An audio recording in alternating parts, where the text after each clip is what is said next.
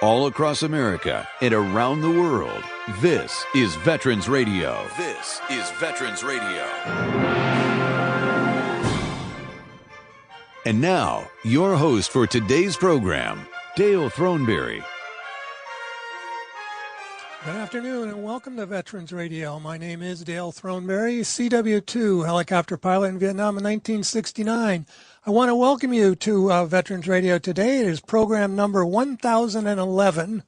That's a lot of numbers and that's a lot of shows. We've been doing this now for 20 years, which leads me right into a promo for our upcoming fundraiser next weekend, Saturday, September 30th from 3 until 7 p.m. It is going to be out on the Huron River. It's Radio on the River Part 2, number 2. And so we're looking for you to be there. Let me tell you a little bit about it real quickly, and then we'll get into our program. We are going to ask you to come on out, as I said, on September 30th from 3 to 7 p.m. We are going to ask you to spend that afternoon in the beautiful Huron River, hosted by one of our board members' homes on the river. The afternoon will include locally catered food and beverages, veteran storytelling, and especially our special guests of honor, our favorite foreign policy and all things military expert, Dr. Rebecca Grant, Captain Jonathan Bernstein, former Apache pilot and now current arms curator at the United States Marine Museum, and suicide bomber survivor, U.S. Army Captain Jonathan Turnbull. So you can also get the opportunity to meet the Veterans Radio team, learn about our history and mission, support our future productions as we hopefully expand our audiences. Radio on the River runs from 3 to 7 p.m. Tickets include signature cocktails and an opportunity to enjoy veteran storytelling from all eras of military experience. I did have to point out the signature cocktails thing there. There is also non-alcoholic beverages, of course, that are available to you. So our mission since 2003 has been to illuminate the extraordinary actions of ordinary people who have gained and preserved the freedom of Americans that all Americans enjoy and the ultimate price that is often paid. Obviously, we include our listeners' stories and experiences not only while in the service but afterwards and as well.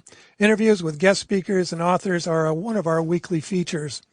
We need your help to continue our mission. Your support of Veterans Radio on the River and beyond will help us reach even more listeners with stories from our greatest national treasure, and that is you, our men and women in uniform. So go to veteransradio.org, click on the Radio on the River banner for more information, and we'll see you on Saturday, September 30th from 3 until 7 p.m. If you can't make it in person, you can still make your donation through veteransradio.org. The fee for going to this, I left out how much it would cost. We're looking for a donation of $20 for you to come to this event. $20 for 20 years. That's the motto or theme this year. If you can't make it in person, you can still make your donation through veteransradio.org. So I want to thank you all in advance for your support of Veterans Radio, and I look forward to seeing you there at Radio on the River on Saturday, September 30th from 3 until 7 p.m. Go to veteransradio.org to buy your tickets or to make your donation. Thanks very much in advance. All right. So we got that out of the way, right? Okay. Here we go. Well, we're waiting for a guest to arrive, so we may jump into the program a little bit early here with what we were going to do. Today is our benefits program, and our guest is General Carol Ann Fausone, retired Air Force Brig.General, nurse-type person. And we're going to be talking with her shortly. So if you have any questions about benefits, let me give you the number. It's 734-822-1600. It's 734-822-1600. Before we get in there, I just got done asking for money from all you folks out there to come to our fundraiser. I do have to thank our sponsors that do help us get on the air and stay on the air. So I want to make sure that I thank Legal Help for Veterans. Legal Help for Veterans specializes in veterans' disability claims.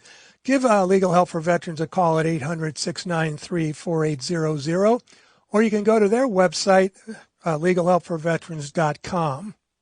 The National Veterans Business Development Council, better known as NVBDC, is the nation's leading third-party authority for certification of veteran-owned businesses. For more information, go to their website, nvbdc.org, or give them a call at 237-8433. The Charles S. Kettles VA Medical Center in Ann Arbor, Michigan. For more information about the VA Medical Center, go to va.gov/Ann Arbor Healthcare. We also want to make sure that we thank our local veterans organizations who have been there since day one. We couldn't have gotten the program off the ground without them, and we thank them for their continuing support, and that is the Irwin Press Corps American Legion Post 46 and the Charles S. Kettles Vietnam Veterans of America Chapter 310, both here in Ann Arbor, Michigan. So, as I mentioned, I need to give Derek a phone number here, but I'm going to come on and bring on our first guest, and that is going to be Carol Ann Fausone. So, while we were talking early before coming on the show, Carol Ann mentioned that they had a Veterans Expo last week or the week before and neglected to have us promote it. So we're doing it a little bit later. But so, Carol Ann, welcome to the program. You are our resident expert. Oh, there she is. So, Carol Ann, welcome back. Thanks, Dale. I don't consider myself a guest. It's like, we're here. Well, you're a partner. Every month, to talk about our veterans and the benefits. So last month on September 13th, we celebrated the 14th annual Veterans Summit. And it was held in Canton at the community center, and it was the Veterans Summit sponsored by the Canton Foundation and Legal Help for Veterans. And, you talk about 20th year for Veterans Radio. This was the 14th year, and we have brought many veterans together and VSOs and county counselors to talk about the issues that the veterans were having. And the two prominent discussions were led by, the first one was Christina Darrow, our attorney at Legal Help for Veterans. Christina talked about the PAC Act and a lot of the issues and the presumptives. And then I talked about the Family Care Act and the three components of the Family Care Program. And that was very well received. The two concepts, and we had a packed house, and so that's always a good seminar, and we'll be sure to talk about it big time for next year. And I'm really hoping we have the 15th annual Veterans Summit for next year. Well, it's a really great thing that what you do over there in Canton, and I know how much work it is to put those on, and I congratulate you and Legal Help and the Plymouth Community Foundation for doing that. And it's really it's a great example of support for veterans, and that's what's what I think is really important. I think that's great. It's kind of interesting is that we have a call online already. So let me make sure, hopefully I can hear him after last week's experience. But his name is Saul, and he's in Philadelphia. So we have a call for you. Saul, welcome to Veterans Radio. Thank you. I guess I give you my question now? Yes, you do. What's up? Okay, well, I'm 80 years old and a Vietnam vet, and I'm on Medicare, and I haven't felt the need to sign up for veterans benefits. For VA benefits, but I'm told I really should. And so my question is, what's the best first point of contact? Should I call the VA office directly, or should I go through a service organization, or what's the first contact I should make? Well, Saul, thank you so much, number one, for your service. That is the most important. Number two, it is critical that you sign up and enroll in the VA. And so I would tell you to go over to your local VA, and you could possibly get all things accomplished at once. So you could enroll, and I would go to the eligibility office, because there you have some veteran service officers, and they could assist you in looking at to see if you have some eligibility. Now, I guess my biggest question is, and that we've just covered a little bit about the recent PAC Act that came out, and a lot of presumptives that occurred for our Vietnam veterans. Did you say, Saul, are you a Vietnam veteran? Yes, I am. Okay. And if there are some disability benefits, if you were boots on the ground, some of the hypertension, Agent Orange, diabetes, heart disease, some of those disabilities, you really need to sit down and get on the record. You never know, even though you said you're Medicare, you sound very healthy, you never know what's going to come up. And so once again, I do believe you need to tell your story. You need to apply for those benefits which you are entitled to. Okay, thank you. Now, so the best thing to do, I know I have a VA office, a small VA office in a shopping center nearby. I guess I'll call them, but I should be going to an office that has an eligibility capability. Is that correct? Yes, and if you've got an office with either disabled American veterans, veterans of foreign wars, Vietnam veterans, they are called Veteran Service Officers, an organization that's nearby. That is great. You don't have to go far distance to, a VA medical center if it's hours away from you, or go to a clinic. But, ask to get enrolled, and then to see if you have a veteran service officer that is in that facility, or a Veterans Affairs office. Or if you are in some communities that have what is called a county counselor, they also could help you get enrolled right on the spot, and could really assess what you have. And I will tell you, the most important thing you could do also is take your DD-214, your discharge paperwork, and that will assist to tell your story. Great. So, well, that's a good idea. I'll try the local American Legion or VFW, and I need a Veterans Services office or a Veterans Affairs department at one of the service organizations. Yep, and you just said, American Legion, DAV. You just nailed it. Take your DD-214. Okay. Well, thank you so much. Appreciate it. Okay. Thank you, Let Saul. me Thank you for your service again. You're welcome. Can I interrupt here a minute? Sure. Saul, hold on. We have another expert on the line that I was going to bring on in a minute.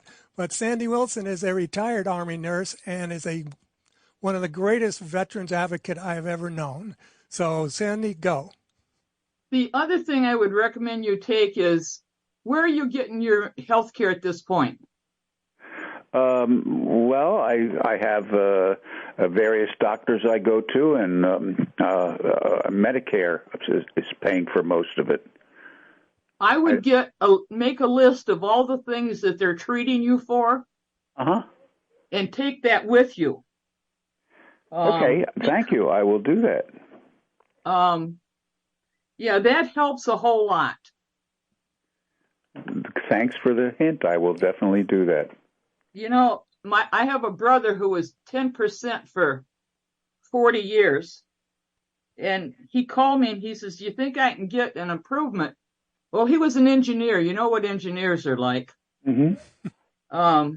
And I made him an appointment with a service officer I trusted, and he went over there and he spent a half hour with him.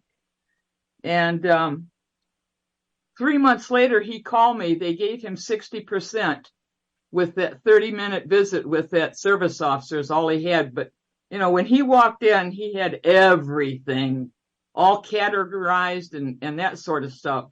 So, you could make this as simple as possible, and also ask that service officer what else you need, and then go home and find it. Okay, what did you say about your doctors 60%? and get I records didn't from them. understand what you meant there. Okay. What did you say about 60%? I missed that. Okay. Well, if you are entitled to benefits, they break it down into percentages. Uh-huh. And so, for instance, if you're hard of hearing, you may get 10%. If you suffer from post-traumatic stress, you might get anywhere from 30 to 60 to 100%. Mm-hmm. And what that means is that you are entitled, because you earned them, you were a Vietnam veteran, or veteran in general, is that you would be entitled to tax-free benefits from the VA. And it could range anywhere from that 10% up to 100%. And I don't even know what the amounts are, but it's somewhere between, $160 up to a couple of $1,000s. So, yeah, be prepared. I think what Sandie pointed out is, have a list of all of the medication that you are on currently, and what you are seeing your private care doctors for. Your 214. Go in. You don't have to belong to the American Legion or the VFW or any of those organizations, but they will help you out. Great. But Saul, the interesting thing, Sandie gave you great advice to take your list of diseases in, but your service officer will not give you that percentage. They will help you fill out all the paperwork, which will get submitted to the VA. The VA will give you that ruling on the percentage, but it might take a couple months, it might take a little longer, but the ruling or the disability rating will come through the VA. But your service officer might give you some idea of what you might qualify for. Right. Now, would it be better? Would I have a better chance of getting a better rating if I went, I guess there's no way of telling, if I went directly to a VA office instead of a service organization? No, do not do that. No. The VA is not your friend. Your veteran service officer and the veterans organizations are your friend. Yes. Okay, this is great information. Thank you. The VA will not, the physicians will not give you any ruling on that. We know people that have been cared for the VA extremely well, but they will not give you direction to go and get a disability rating. You need to, go see a service officer, a county officer. We could even, help you through legal help for veterans, but please follow through, get your DD-214, get a list of your concerns that you've had during your days at Vietnam and that you've been treated for over the years. Okay, got that. Thank you very much. God bless you, and thank you again for your service. Thank you. Bye. Thank you, Saul. Well, that kind of tells everybody what our program's about. Thank you both for jumping in. And while we've got Sandie in here in our Zoom call, I wanted to introduce you to our audience. Sandie Wilson is a Vietnam veteran. She was an Army nurse in Vietnam. I'm not sure what year were you there? 68, 69. And where were you? Nha Trang, Black Horse, and Vung Tau. Okay, so anybody over there, you might have run into her. But she's also very, very active in the Vietnam Veterans of America, especially our chapter here locally, which is 310. But she's also on the national. She was just recently at the National Convention where, hold it, here's my notes. All right. Orlando. In Orlando, yes. Beautiful. I'm sure it was nice inside, I'm sure. But let me read this. All right. Chapter 310 is here in Ann Arbor of the Vietnam Veterans of America. We're very fortunate to have so many great members, and one of them happens to be Jack McManus, who was just reelected to serve as the national president of the Vietnam Veterans of America at their convention in Orlando. And our very good friend Sandie Wilson right here was reelected as a National Director at Large. She also received the Vietnam Veterans of America Commendation Medal. Now, the Vietnam Veterans of America Commendation Medal is the organization's highest award. This award recognizes members for outstanding exemplary service to veterans in their community. And this is what Sandie does. So I wanted to have Sandie come on to talk about two things today. Number one was the convention, because for those of you that are not familiar, the Vietnam Veterans of America kind of has a built-in obsolescence, which means that when the last of us go, the organization will go also. But they were talking about setting up an official end of the organization, and I'll leave it right there. So, Sandie, what happened in Orlando? Well, I think you have to understand that our average member now is about 76 years old.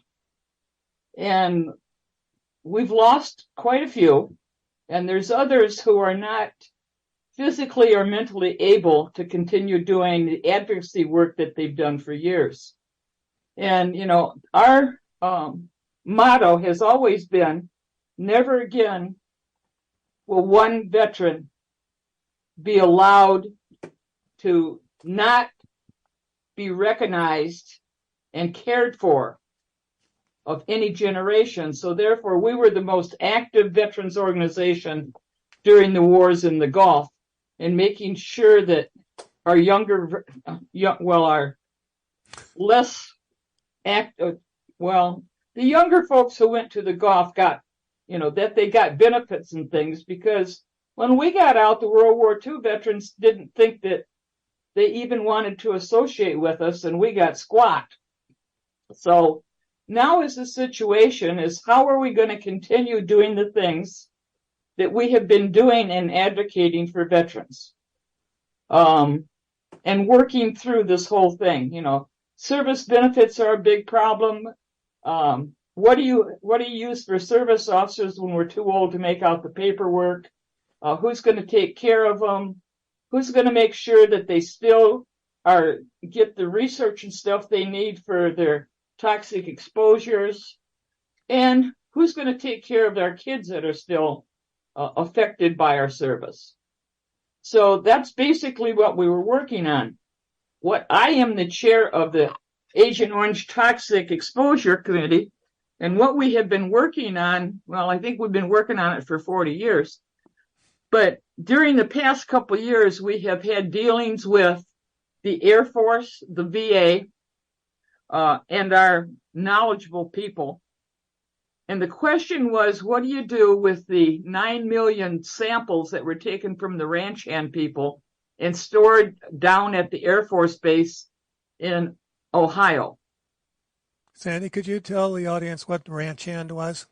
Ranch hand was, they took the people who actually sprayed the chemicals in Vietnam and did a longitudinal study. So every 5 years they went in and took body samples of them. There was blood, sputum, tissue, all kinds of different things. And they did histories of them on what they were exposed to and what they were doing with their life and everything, and how many kids they had and were they married and not, and everything. And this went on every 5 years for 20 years. But we have always suspected that the report was not truthful. And we had gotten some of the data a few years ago, and we found out that they did not tell us the truth. So now the Air Force is quite concerned about these specimens. And they're also, the VA is concerned because the National Institute of Health takes forever to do any research.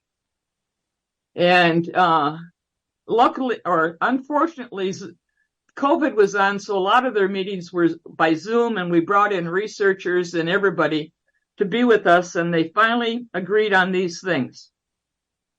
Number one, children of male veterans can have birth defects related to the father's service. And they have denied this for 40 years.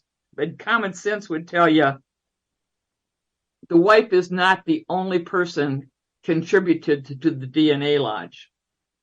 They also did things like the VA hired this young blood to be a scientist, and he determined where the troops were exposed and was denying that Agent Orange and Agent Blue and other chemicals were not in their area, therefore they could not receive any health care and compensation for their problems. So now we got to the point to where these specimens are being transported with the agreement of the VA out to California, and other healthcare researchers will have access to them, which makes the people that study prostate cancer very happy, because now they have a 20-year study of men who have a high incidence of developing prostate cancer, and we'll be able to study that. The other thing of interest was they have told us ever since the Agent Orange litigation that we could get research done, but they would not recognize any animal research. Well, lo and behold, when the Congress ordered the VA to do research on Gulf War veterans and toxic exposure, the first thing they did was contracted for 4 different animal studies. So now they have decided, yes, we can take consideration of animal studies. We also had a scientist, a statistician, who had the actual data before the VA and the government cleaned it up. And he did some further studies on it. And the conclusions that he came with from this ranch hand data parallels the same thing we have found with the birthdefects.org organization as far as disabilities in our children. So we're looking forward, and it took us 8 years to get Congress to force the VA to do birth defects research on children of veterans. And it was one of the last things that President Obama signed, and nothing had been done about it. During the next administration, they refused to even talk about it.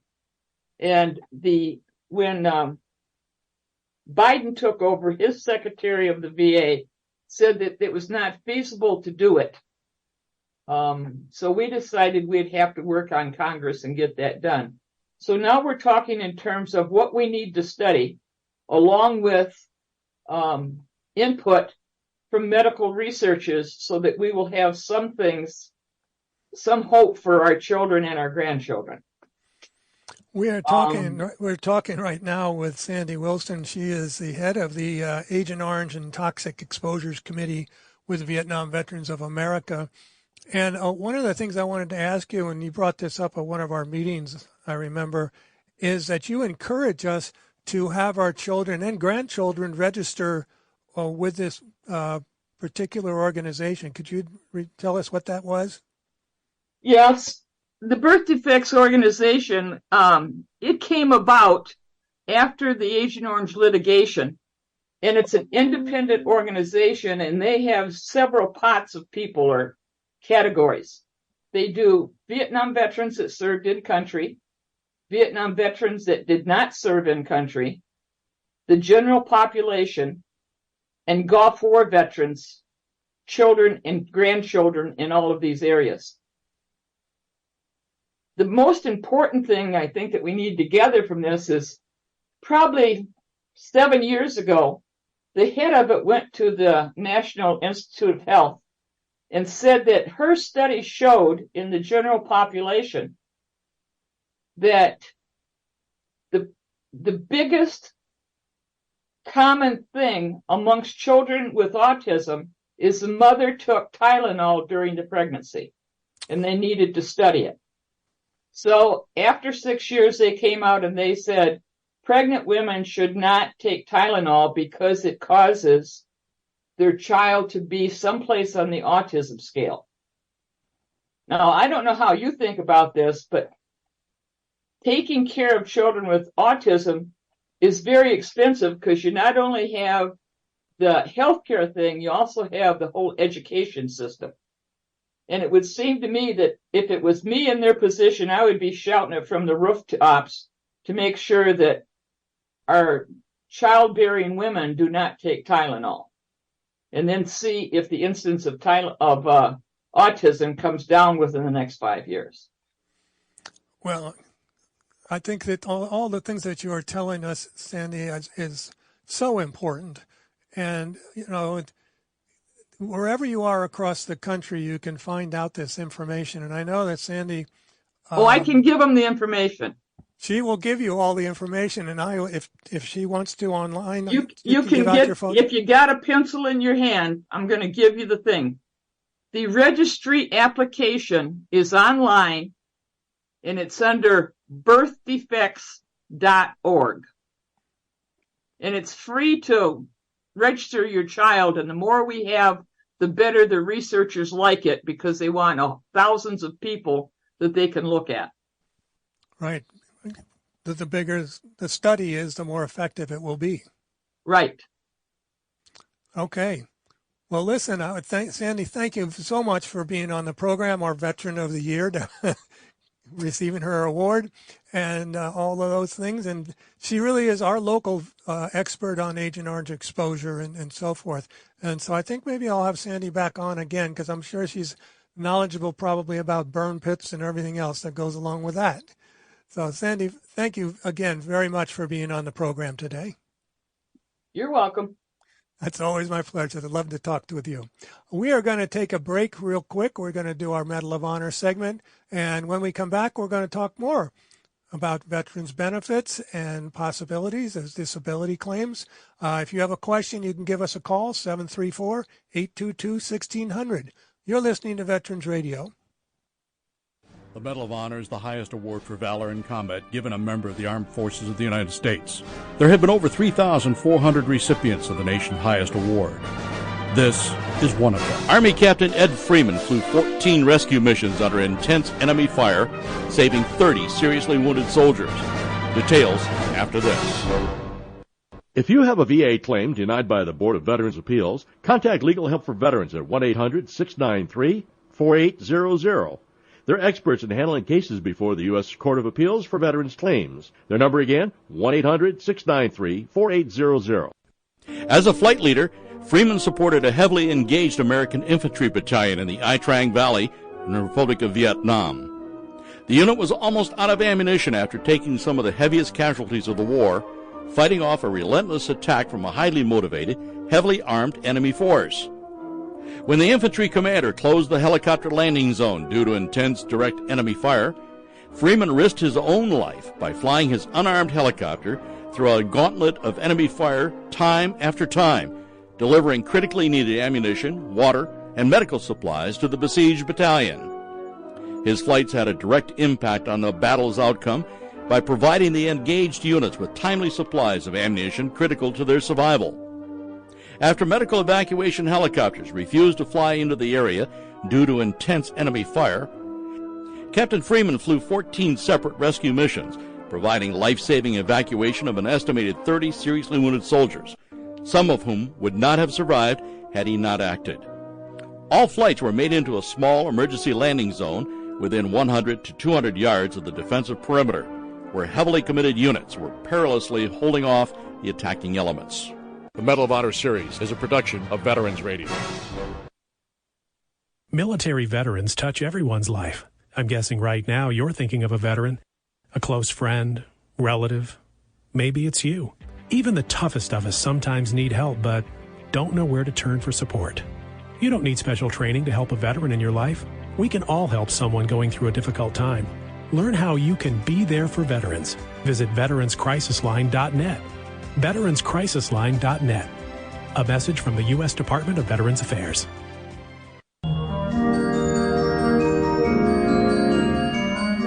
We're back here on Veterans Radio, and we got about 20 minutes to go in this particular program, and so we're We're here to start talking a little bit more about VA benefits for those of you out there who are having some issues, let's say, with your health. So I'm going to bring back on Carol Ann Fausone. I know that Sandie Wilson is hanging on the line as well.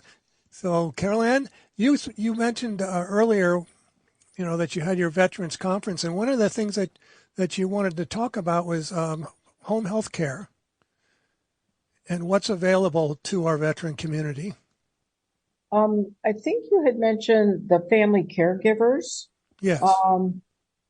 So many of our families now, whether you have a disability benefit and you're needing to stay at home, and if you have a 70% or greater disability, you could also get what is called the comprehensive family caregivers program by going back to your social worker and your team at the VA and applying and signing up to get some hours of care. Now, all of this with the family caregivers, everything is going to revolve around your activities of daily living. How much care at home do you need? That is bathing, the toileting. You need help with, eating, preparing your food. You can't be alone. It's that safety issues. And so you need help and assistance. The wife or the daughter, can't do it alone. And so you need to talk with your team at the VA. And if you do not have a disability benefit, you could also come in through another program called the General Family Care Program. They've got 3 distinct programs and 3 distinct lanes, I should say. And there is even one where the veteran could take complete control, and it's called the Direct, where they could get a budget through the VA once approved, and they get the money and they could hire their own caregivers. And so if you want to be involved in this program, it's a great program. It's through the VA, but it's through the VHA, the healthcare side, not the benefits side. And I could help you get enrolled through the programs, whether it's through your teams or through the hospital side. But there is an enrollment program, and you have to apply through the VA and be approved. And for the comprehensive, the caregiver has to go through classes, whereby the general, the VA will give you the caregivers to come into your home. The beautiful thing about the comprehensive is it could be a family care member who now gets paid. They have to live with you, and you could get paid depending on the extensive needs for care. You could either get paid, there's 2 different levels, what I will call stipends. You will either get a stipend 1 or a stipend 2. Obviously, a stipend 2 is more extensive.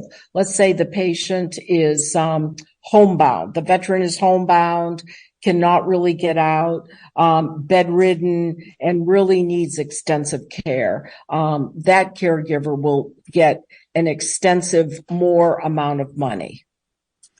So you mentioned there are 3 lanes that you were talking about. Could you mention their names again? Sure. It's the Comprehensive Family Caregivers Program. The second one is called Direct, and that one you do not need a disability benefit of the 70% or greater. And then the third one is the Direct, where you do need a disability benefit for the veteran, and the veteran controls their own benefit, their own budget. They get a budget, and let's say it's 20 hours a week, 10 hours a week, talk to a veteran. Matter of fact, our caller, Dale, a couple months ago, we had a caller who called us, who said he was a direct and he didn't understand why he had to fill out the report monthly. He was in the direct caregivers program. Well, they want to know where their money's going. That's right. Okay, I got you. So the reason for this question is I have a good friend who is a veteran, and he's alone right now, and no one to take care of him, and his health's going down. And we were talking about, I said, I'm pretty sure there's a program out there that can help you. He says, yeah, but I only get 10% for, hearing, let's say. And I said, no. This is something that you're eligible for. And you start this through the social worker? Yes. And the team, and the most important thing is he goes back to his team at the VA, and his physician will sign, yes, he needs help with assistance with whether it's bathing and toileting, those activities of daily living. That's what's critical. And once his physician signs off, it will go to the social worker team, and they'll start to work with him and approve the hours per week that he gets assistance. And if you want, have your friend call me, and I could help get, that paperwork in process and connect with the appropriate team for him to help him. Okay. I don't think many people realize that these services are available to them. And that's obviously it's one of the reasons why we do this program, is to point out some of the things. Saul, what did he say? He's 90 years old? 80 years old. Okay. He said he was 80 years old. For those who are just tuning in, we had a caller earlier on, said he was 80 years old and he had never been to the VA, much less applied for any benefits or even health care, and wanted to know the process of how to get involved with it. And the other thing, earlier this week, Dale, you and I and Tammy, we had an outstanding care call regarding residential care. And that is long-term, residential, independent, hospice. And we talked about the ebooks that I have written that are out there, 20-some different categories.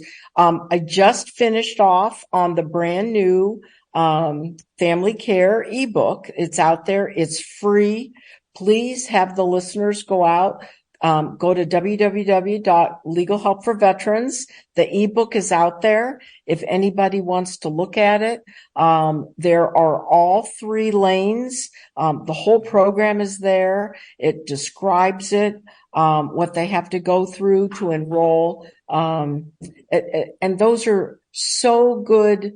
There's so many valuable pieces of information on the ebooks, but we're just talking about the family care program, which, all of these topics, Dale, there is so much, there's a plethora of information out there, but you can't know everything.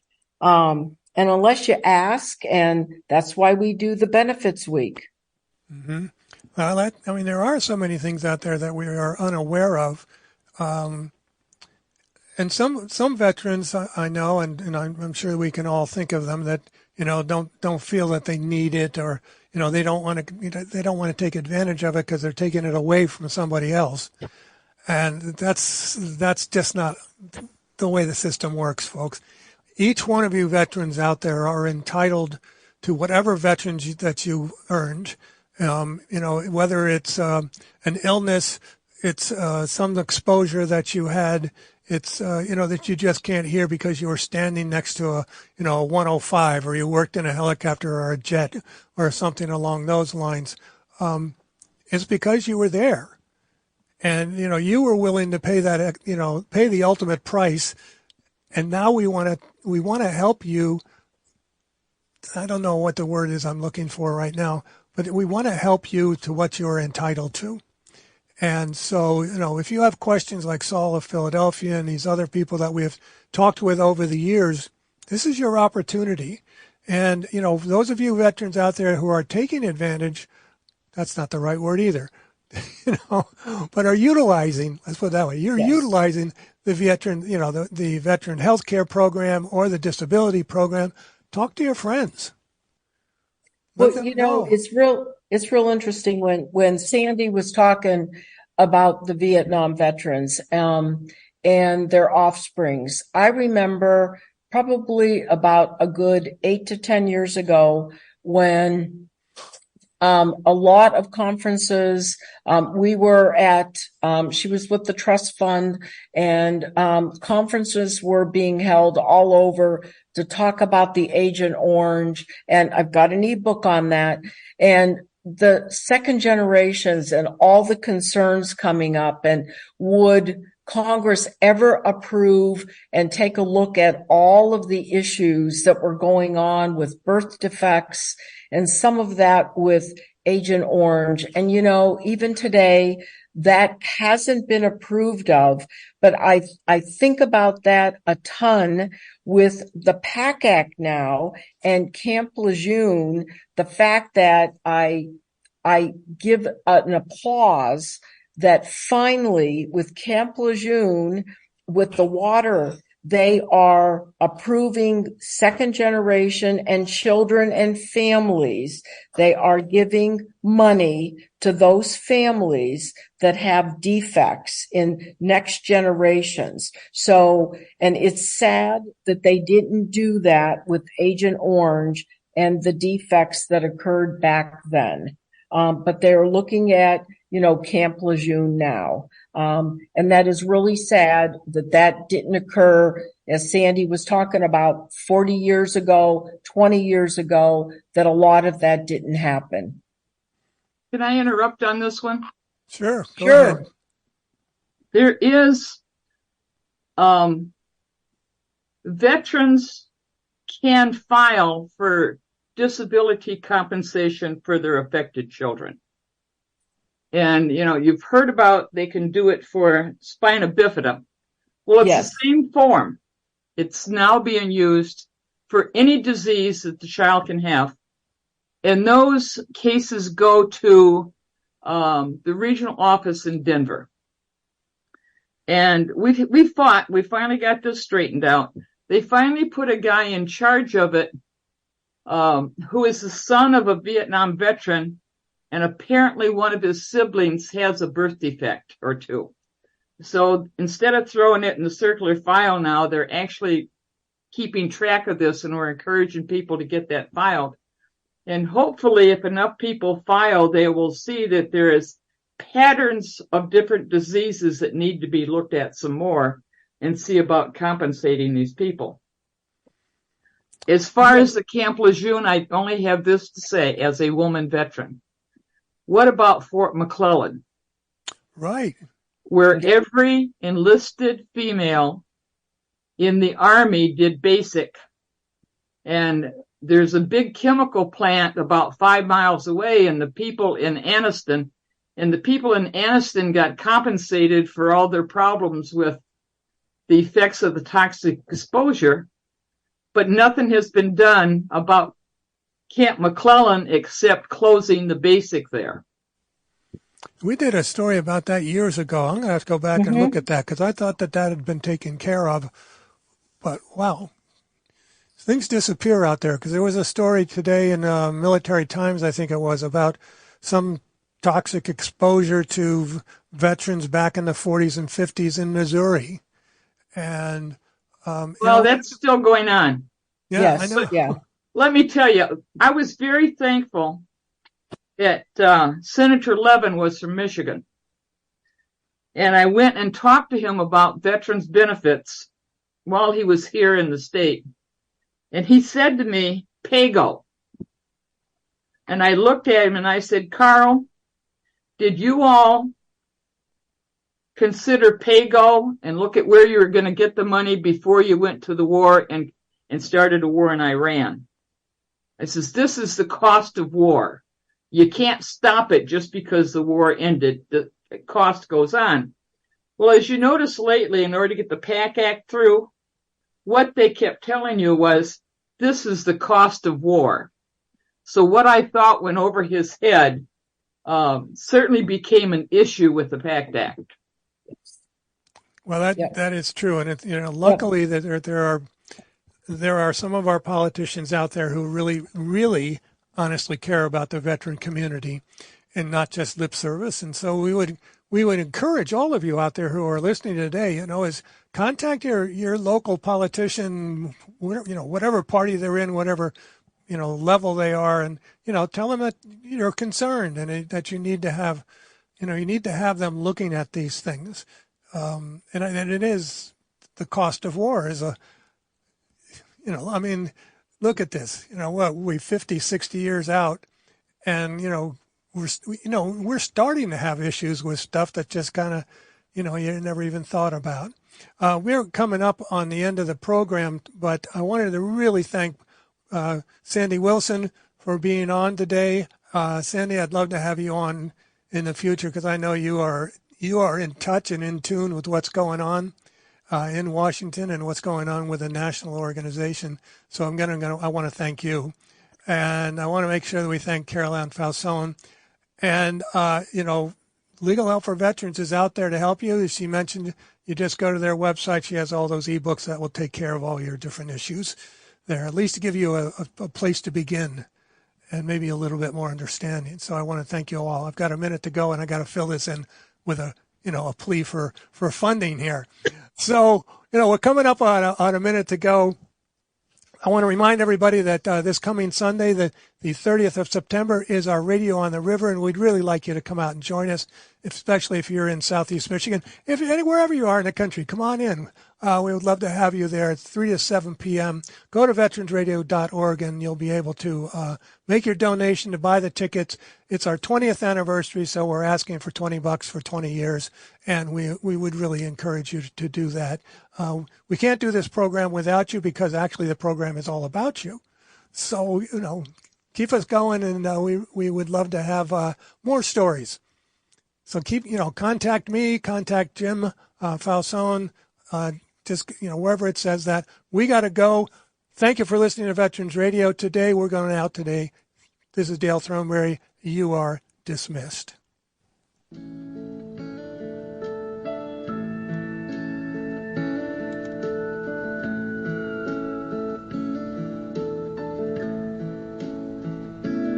Oh, beautiful, for spacious skies, for amber waves of green,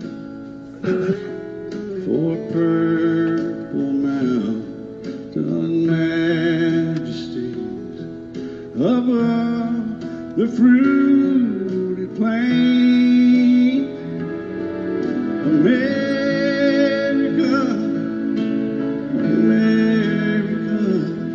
God shed His grace on thee and crowned thy good with brotherhood, from sea to shining sea.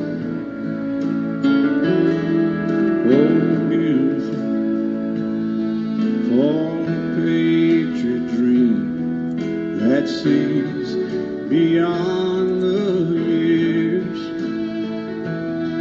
thine alabaster cities gleam, undimmed by human tears. America, God shed His grace on thee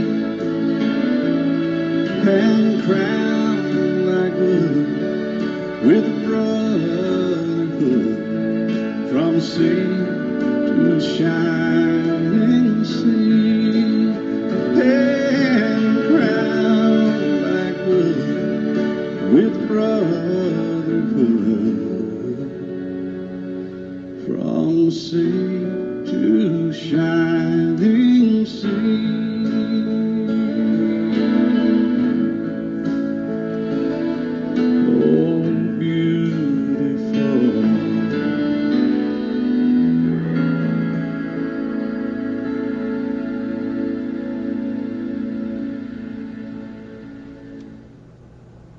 Hello, it is Ryan, and I was on a flight the other day playing one of my favorite social spin slot games on ChumbaCasino.com. I looked over at the person sitting next to me, and you know what they were doing? They were also playing Chumba Casino. Coincidence? I think not. Everybody's loving having fun with it. Chumba Casino is home to hundreds of casino-style games that you can play for free anytime, anywhere, even at 30,000 feet. So sign up now at ChumbaCasino.com to claim your free welcome bonus. That's ChumbaCasino.com and live the Chumba life. No purchase necessary. VGW. Void where prohibited by law. See terms and conditions. 18+.